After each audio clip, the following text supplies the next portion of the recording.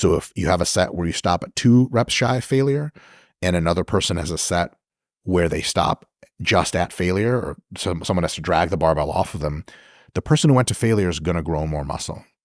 That's a good thing, but it's by a small margin, maybe just several percent more growth. The downside is training to failure generates a lot more fatigue. Probably not a few percent more, maybe a few dozen percent more, which is a big deal. If you're going to use a program which mostly has you do 3 or 2 or 1 rep shy of failure, you'll get great stimulus and you'll be able to recover from lots of sets over the course of weeks and months, which means you'll get a great stimulus and a great hypertrophy result.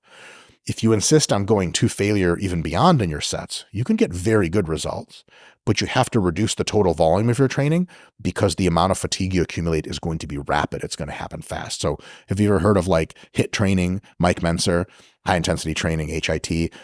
Mike Mentzer and those folks were fans of going to failure and beyond with drop sets and crazy shit like that. They got really good results, but they don't do very many sets. A few sets per muscle per workout's all they do, because they realized we can't recover from this. You can recover from more if you stay a little shy of failure.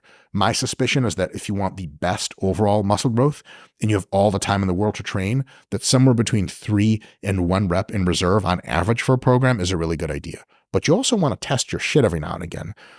It's difficult to say this is 2 reps in reserve if it's been months since you've actually gone to failure on that exercise, because you can be fucking lying to yourself. Yeah, it's 2 RIR. Someone puts a gun to your head, literally maybe, and they're like, go to failure and you get 6 more reps. Well, shit. It turns out you weren't even in that best growth zone of 3 to 1. So what I would say is, a method that we use at RP, our app does this automatically. It starts you a few reps shy of failure, and then it presents incrementally slightly heavier loads over the weeks or repetition goals that are slightly higher. So it takes you from 10 reps to 11 reps to 12 reps, or takes you from 100 pounds to 105 to 110.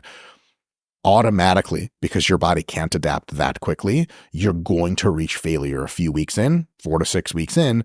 You'll not only have a whole range of going from 3-ish in reserve all the way to 0, which means you checked every box, but you'll now know something about yourself. You'll know exactly how high your best performance is. So for the next mesocycle, next program you construct, you can be like, okay, I know how strong I am. Let me start a little bit less than that and progress again to see if I can go a little bit higher. So I would say going from some number of reps in reserve all the way to failure in a single mesocycle is probably a good practice for many people, but not required. You can always go 2 or 3 reps in reserve.